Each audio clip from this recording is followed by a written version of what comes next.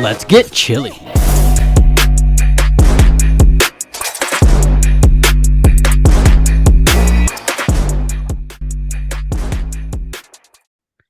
All right, hello and welcome back to Let's Chill, the official, unofficial Minnesota Wind Chill, Minnesota Strike podcast. I'm Jeff. I'm Jay. And I'm Kane. And tonight we are joined again by Tucker Hoffman. Tucker, the third time on the podcast. Welcome back once again. Thank you guys for having me. I'm excited to be here again. Heck yeah, we're excited to kick off another season of Wind Chill, Ultimate Frisbee. Tonight we're going to talk about some kind of game-by-game predictions and just kind of preview the season overall. So it's going to be a good time. Kane's going to kick us off by sharing his screen for those listening on Spotify. If you're just listening on YouTube, he'll read out all the trivia questions and answers here. Oh, yeah. For stall trivia. So, stall count trivia presented by Kane Novak. Like I said, folks, we upped the production value this year. Question number 1. In 2023, what record did the Minnesota Wind Chill end the regular season with? Read the answers. Oh, sorry. A, 11-1, B, 10-2, C, 9-3, or D, 6-9. I think it's B. It's definitely B. The answer is B. Yeah. Nice. All right. How many jerseys did Kane put in C tier in his latest video ranking the UFA jerseys? A, 13, B, 9, C, 5, or D, 8? It was every single jersey. I There's a mean, lot of jerseys, but I how know many you had was a it? tier that had a lot of jerseys in it, but I can't remember if that was. Well, like how many teams are in the league, guys? Come on now. Tick, stall count. I'm gonna go with All right. B. It's Oh, 13. man. There were 13 jerseys in C tier. I was and between B and D. all of them belong there. Who is the Wind Chill's 2023 assist leader? Oh, This is a fun one. D, it's got you to be said? D. Josh Clayton. Yeah. I think Sam Berglund might have tied him. Yeah, they did. Oh. That's crazy. I knew it was And then, close. folks, I couldn't recall. Yeah. I forgot to read the answers off, and that's my bad. But the 2023 assist leader, for those listening at home, was a tie between Sam Berglund and Josh Clayton. Nice. That's impressive for being a D-line handler. Right. Goes to show. All right. Well, I'm going to share my screen now. Again, for those listening at home, all good because you'll be able to hear still.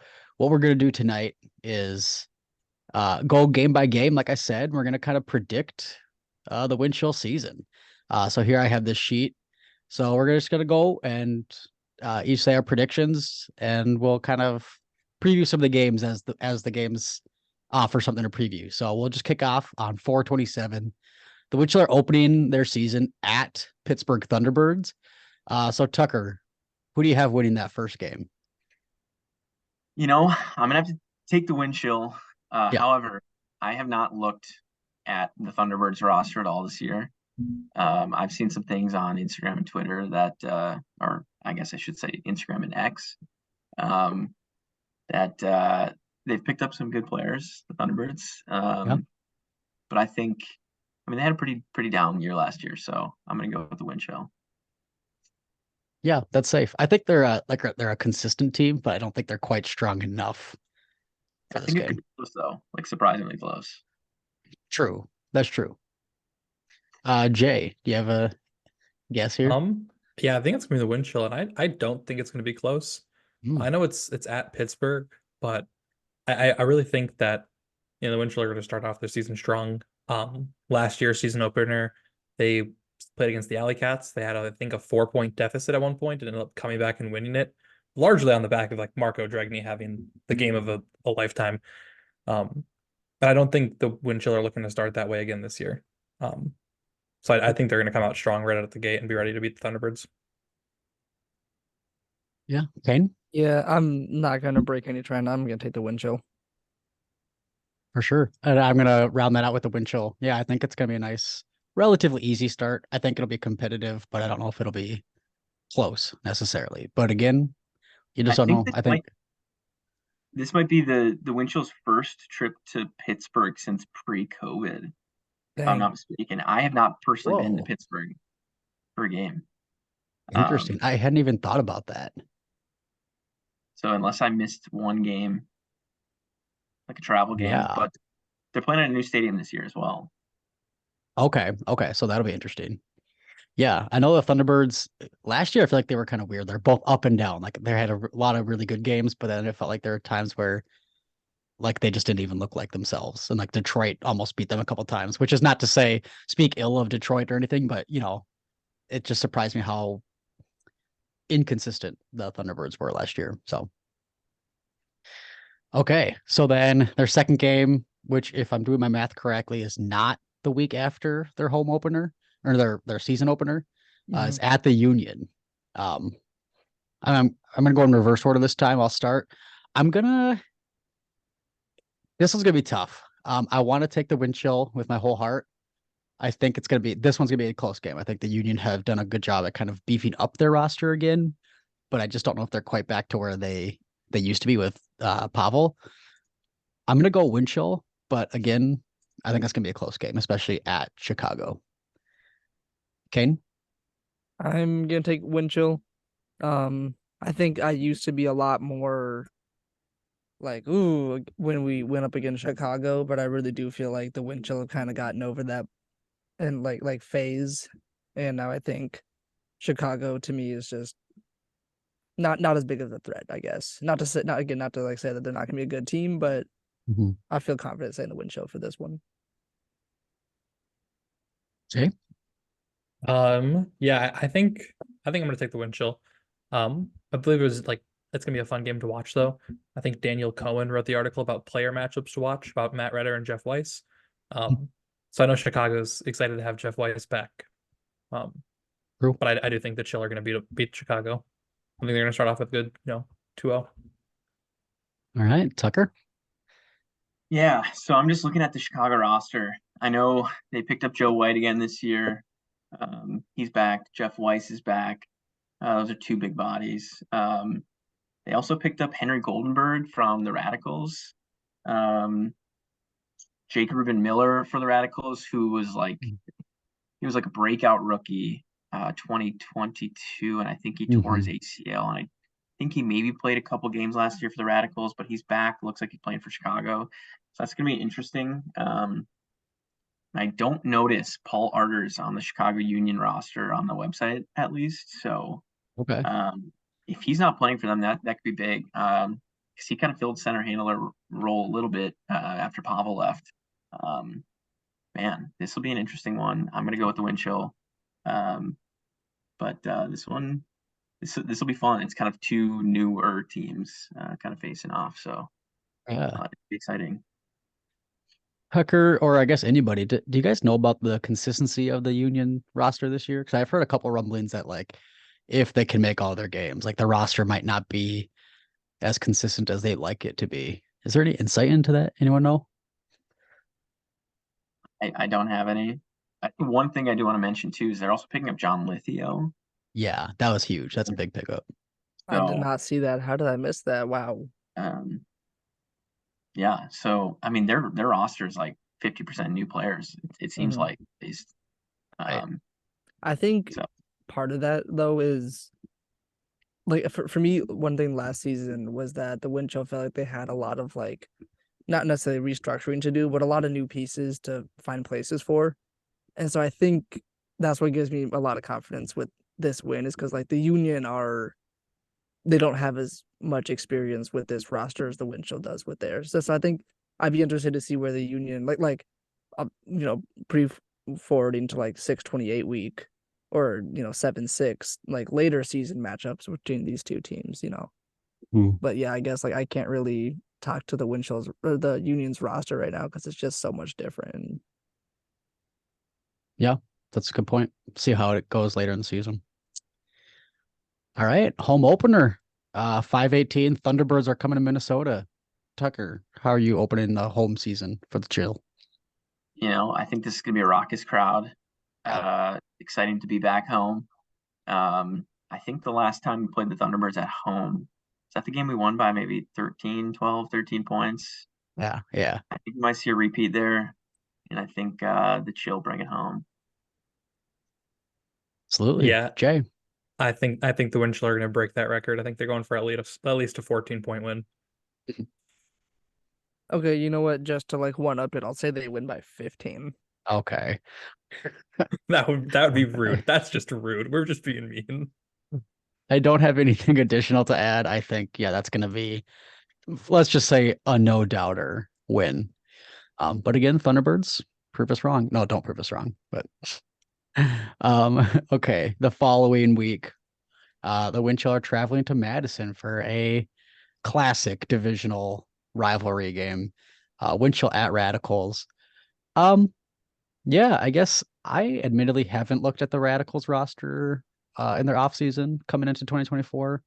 So I'm kind of going into this one with some ignorance, but as far as I know, they haven't made any significant additions or changes. I know they've lost a couple players, but I'm going to take the Wind Chill over the Radicals in Madison. Yeah, I mean, obviously, yeah, the Madison Minnesota matchups are like notoriously super fun to watch, and I think Minnesota's pretty like, I don't want to say good at beating Madison, but the past couple years, I feel like our record against them is in our favor, so I'll take Minnesota as well. Yeah, I don't know. I think that could be a good game. I do think that Madison has a chance, but yeah, I think Minnesota's starting the season pretty good. Yeah. Yeah, I mean, I looked at the Radicals roster. It looks like almost identical to the Radicals roster last year, which, a lot of teams are making changes, picking up players, but I think there's something to be said about like roster continuity Yeah. and keeping players year over year. I know Anthony Gutowski, I think they call him, I think his nickname is Gut, maybe. I mean, he was a star last year for them. I think it's Just Gumby super athletic. is Um, Gumby. Yeah. that's right. That's right. Yeah. Man, and it's always a fun game in Madison. Have you guys been to a game in Madison? Not yet, somehow. I think this Okay, year is going to be the year we change that. you guys will have to go. It's super fun atmosphere. Um, Man, I feel like we always drop one to team that we shouldn't, and I think maybe this is the one that the Radicals take. Yeah. I mean, I think that's fair too, especially since in this first stretch, they've only had one home game. It's a lot of travel early on in the season. And yeah, I think those games, no matter how lopsided the roster should be, they're always close games. It's just that it's like that border battle. You never know what you're gonna get. It doesn't matter how much Yep. skill is on one team or talent is on one team or the other. It's like who wants it more, and the Radicals, bringing like first game at home against us is gonna be sparks. Those games are crazy. I remember last year, I think it was against the Radicals when they were at Seafoam. And it was basically like anyone's game. It was a 1 point game the whole time. And all it changed the game. The outcome, what am I trying to say? The outcome changed because he caught his own disc. I don't remember who caught his own disc, but one of the Radicals players. And so that turned over the disc, which basically gave Minnesota the game winning possession, which was That's crazy. great. Yeah. Right, I forgot about that. Who was that? That was I wrote about it. I should know who did that. But it was what I'm saying is like it was at home and the Minnesota Wind Chill like still were like hanging on by a thread. It was so intense. And it felt like an away game almost, like the amount of Radicals fans there. So that was a If I'm crazy not, game. if I'm not mistaken, that's also the game where Minnesota won despite having fewer breakpoints That sounds familiar. could Yeah, be. I think you're right. because they scored at the end of every quarter. So they got one up on the Radicals twice, and they won by 1 point, and they had one less breakpoint. There it is, Yep. folks. That's why we have Jay on the pod. Yep. Those insights. All right. Well, let's go back onto the road. We're going to Indianapolis for our only game against the Alley Cats this season. Only regular season game, I should say. Tucker, what do you think this game's going to result in? This one will be interesting. It's probably going to be the first game that we have all of our college players back too. I think the college Mhm. season is done in late May. So you think of people like Ian McCoskey, Paul Krennic, Will Brandt, probably making their season debuts around this time. Potentially there's playing a few games before that. But and this one means a lot too. It's obviously we're probably fighting between the Alley Cats and the Union, and potentially the Radicals for first place. And like this game could be a deciding factor in standings, playoff standings. So I think we're gonna come in ready and take the win. Heck yeah. Yay. Yeah, I think Minnesota knows that this is the only game against the Alley Cats all season. And I think they're taking it. I think they know what they have to do. I think they know that losing it would be too detrimental. So Yeah, I agree. Yeah, same reason. For sure. Yeah, I kind of hate to just add my voice to the echo chamber, but I think the wind chill this game, like Kane had alluded to, if they play the Alley Cats again later in the season, I think it would be different. But because this is the only game, I think the wind chill are just coming out strong, and right with their full roster, I think they're gonna take this one, even if it's away. Okay, so then the long awaited for rematch against the Summit.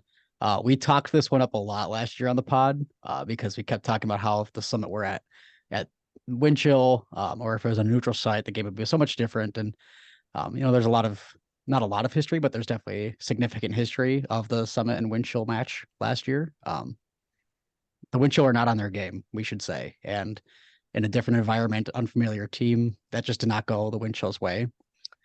Unfortunately, I think I'm going to take the Summit over the Windchill, even if it's at home. My heart doesn't want to, but my gut tells me that the Summit have reloaded enough, and they know how to play a good ultimate. So I think they're going to, unfortunately, steal one. I'm going to stick with what I said last year. I really do think the wind chill can take this. I'm going to say that they will. And like being realistic, I do think they have a good chance. To your point on the Summit reloading, I think kind of what I said earlier about how the Minnesota roster from last year has only really solidified itself and gotten like oiled itself a little bit more, you know what I'm saying? Mm-hmm. And I think going up against a Summit, which if my predictions are true, on a 5-game win streak at home, I think is definitely something we're going to take. So yeah, true. It's a good point, Jay. I think this entirely depends on a couple of things. One, if the Summit have lost any game to this point in the season, I think Minnesota easily takes it. Mm-hmm. And I do think that the Summit will probably fall to the Hustle or the Salt Lake at some point. But also, that's a doubleheader weekend for the Summit. They play the Radicals the day before. That's a good point. If they are conserving energy against the Radicals, they might maybe lose against the Radicals, or they might, conserve their energy and be able to play against Minnesota. Or if they go all out against the Radicals, they might lose against Minnesota. That's an interesting factor. Yeah, I do think Minnesota's going to beat it. I think the Summer are going to be tired. They're playing Radicals at Madison, so it's a long weekend for them away from home. So, wow, yeah, good point. Yeah, man, I mean, I think part of like the reason we didn't play well last year is, I mean, you can point to altitude and we had to travel far. But like I think when games start to get out of hand, you get down 4 or 5 goals, things kind of start to snowball. And I think that's kind of what happened last year. It's like the wind was taken out of the sails a little bit last year. However, I think the Summit are like a really good team, and I think they underperformed last year, and even an underperforming team that beat us by 10, or I don't know what exactly the final score was, but I think it'll be a lot closer this year. I think I'm going to take the Summit, although I know the Windchill coaching staff has watched a ton of film on the game last year. But I think maybe it's one that we amp ourselves up a little bit too much for, and get overhyped, and I think it'll be close. I would say one matchup to watch, not that they'll maybe be matched up against each other, but 2 players I noticed that were fiery during last year's game were Alex Atkins and Dylan DeClerc. They're both fiery and passionate players, and there's a little trash talk going down. So I'll be interested to see, kind of what that matchup looks like this year. That'll be a lot of fun. Yeah, I think it's fair to say that regardless of like the outcome this year, last year's game was a fluke. Like I don't think Minnesota would ever play a game like that again against the Summit. I think that was almost happenstance. But yeah, I think this year is their time to show that and prove that. Even if they lose, but if they lose in a better style, I think that would almost be as redeeming. But obviously, you want that dub, so that's gonna be a really fun game to watch, especially at home. All right, so when the Radicals visit Seafoam Stadium, Tucker, you got the Radicals or Winchell? This is a revenge game for the Windchill. Fell to the Radicals earlier in the year, coming off a loss against Summit. It's the get right game. Going Windchill all the way. Heck yeah. I think the Windchill are going to be riding the high, but I think that the Radicals are going to take them on this one. I think it's going to be one of those things where it's, I mean, Windchill players know the wind at Seafoam Stadium, but for some reason, all the Radical players also seem to know the wind at Seafoam Stadium just as well. They can really play around it. So I do think that that edge is going to be taken away from the Windchill. So yeah, I mean, Breeze Stevens is similar to Seafoam, where it's breezy in the end zones and like that disc just wobbles in the air. Nah, the Windchill are gonna win it. Come on, Jay. Don't be a hater. Yeah, I think that Radicals win over Winchell at home is coming because didn't they beat the Winchell last year at Madison? I know that it's coming at Seafoam, but it's not going to happen this game.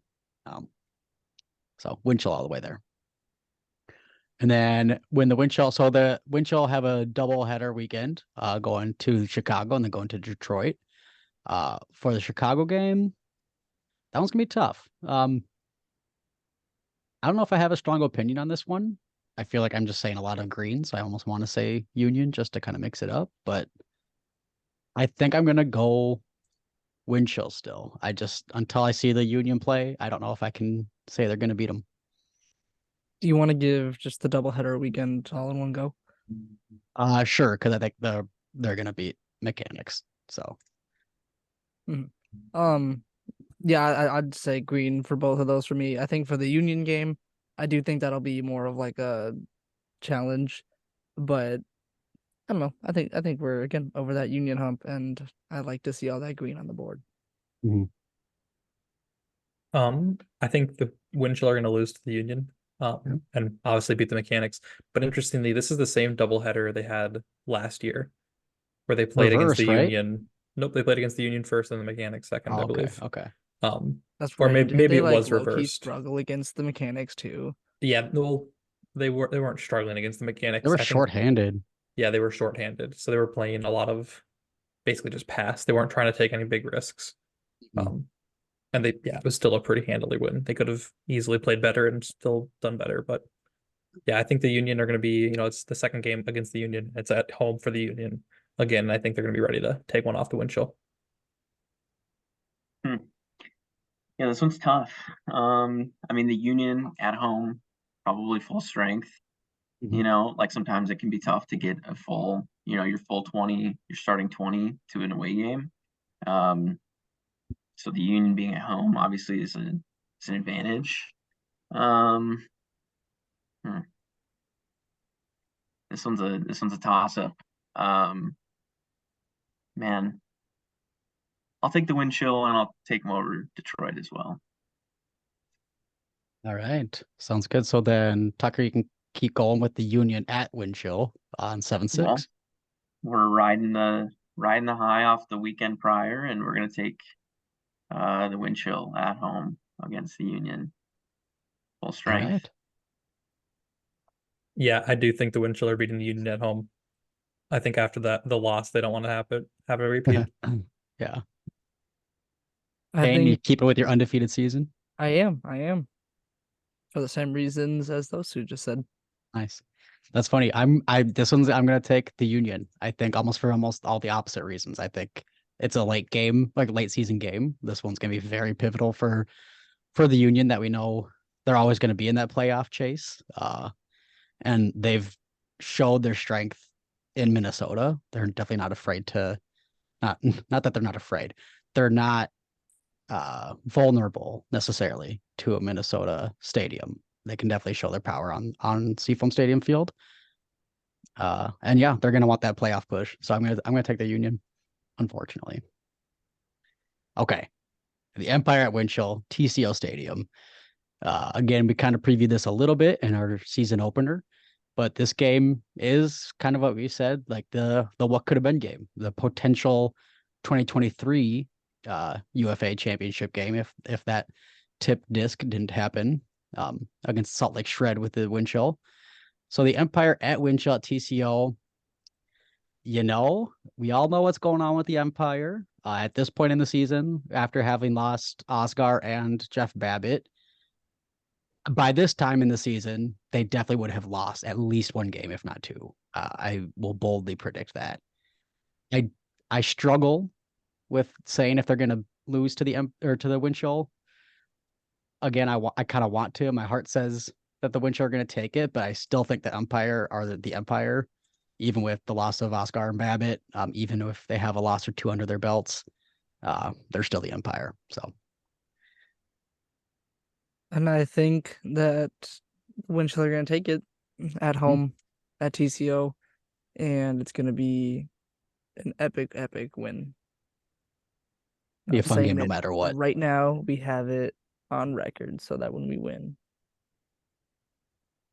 Yeah, I mean, I'm with Kane on this one. I know the Empire is still a strong team. I know that they have one of the only they lost their two previous MVPs. But I think the Wind Chill are going to be one of the only teams that can beat them this year. Out of division teams that can beat them this year. And I think that they're going to do it in this game. Okay. Oh, also, if I'm not mistaken, I think that's also a doubleheader weekend for the Empire. And I think that's game 2 of their doubleheader as well. I think you're right. So they're also going to be on that road. Yes. But again, then that even makes it again like that championship weekend. Like, look how good they were against the Shred still. Like, they're so well conditioned. That team is good. And I will say, I'm bringing Jay, I'm totally calling you out on this. Jay in our group text said the Empire are bad. Okay, but I meant like for with context. No, there was no. The context was they lost Oscar and Babbitt. That's a lot of context. Lost 2 of their best offensive players. And they're still the Empire. Yeah, this one's tough. Obviously coming off a doubleheader weekend. The Empire are. And I have no insider knowledge. This is purely like something that came to me. Like, I just thought about it. Like, Ryan Osgar in his statement says, like, I reserve the right to come back for a portion of the season. And in my head, what better reason than to come home and play against the Minnesota crowd? I know they lost Babbitt, but I mean, Ryan Oscar, Jack Williams, it's really hard to bet against them. This one's tough. You know what? Give me the chill at home. All right. TCO Stadium. Boys are going to be ready. Yeah. Heck yeah. Yeah, that'd actually be awesome. I could definitely see Oscar coming back to that game. That's a good point. I forgot about that quote. Yeah, that's a good point. All right, let's wrap it up. He mentioned it. I mean, true. He's setting up the script. There you go, folks. Oscar's got the script. Yeah, and then the mechanics. I mean, come on. Do they win a game this year? Maybe they beat Pittsburgh. I don't know. I'll take the chill.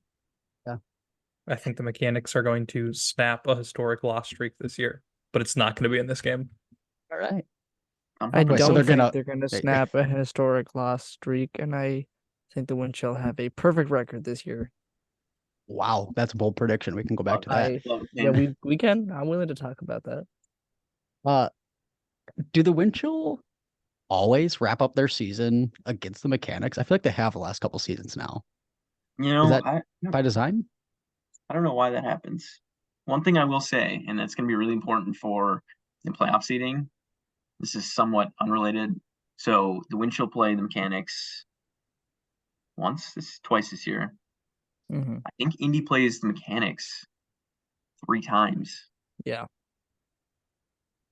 Okay. So it's going to Yep. be, it's almost a gimme game a little bit. Right. We have to make up a game against the Alley Cats somewhere. We definitely need to win the one game we have against them, but we got to make up a game somewhere. So, that Summit game and that Empire game are going to be crucial. Do So the if we can not Alley drop Cats? Yeah. Do the Alley Cats have a out of division game this year? I think they play Atlanta again. I Okay. do believe they play Atlanta. Like,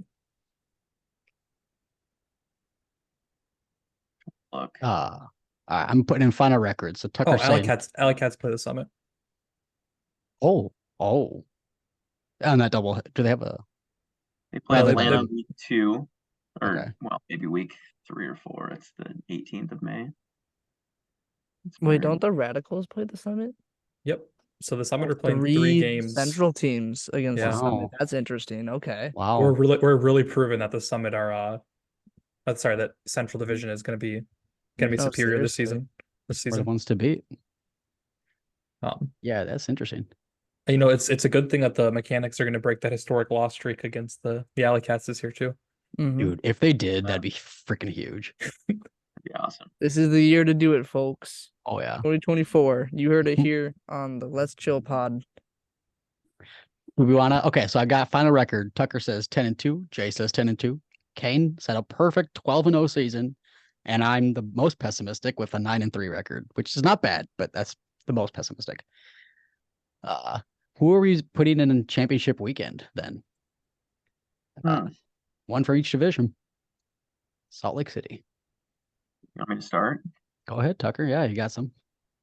All right. On the Central, it's got to be the wind chill. Mm-hmm. I think it's in Salt Lake this year, right? Yeah. Yep. Out of the East, I hope for DC's sake that they make it this year. So I'm rooting for DC. Okay. Out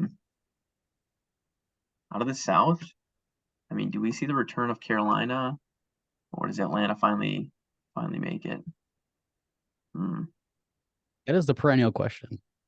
You're not sold on the soul returning? I'm not sold on the soul at all. I don't know. Yeah. Let's take Atlanta. And then out of the West, it'd be great for Salt Lake to make it. Mm-hmm. I think it's gonna be Salt Lake, LA, maybe in the final. And you know what? We'll go Salt Lake. Feels kind of chalky, but I think that's fair. I think like Minnesota last year, like they've got that ultimate goal of, playing in front of their home crowd. Like that's such a huge motivator to step up your game, especially in those big moments, those big games. I think they're gonna, yeah, I think you're right. Jay, your championship weekend teams? Obviously the wind chill. Heck yeah. And then I'm gonna put.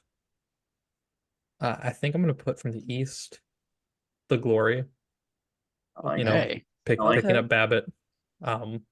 They were already a pretty good team, and then they just got like one of the best players in the league. And they have cool jerseys. I would say they got Rocco Linehan last year, didn't they? Yeah. True. So like, they're pretty loaded.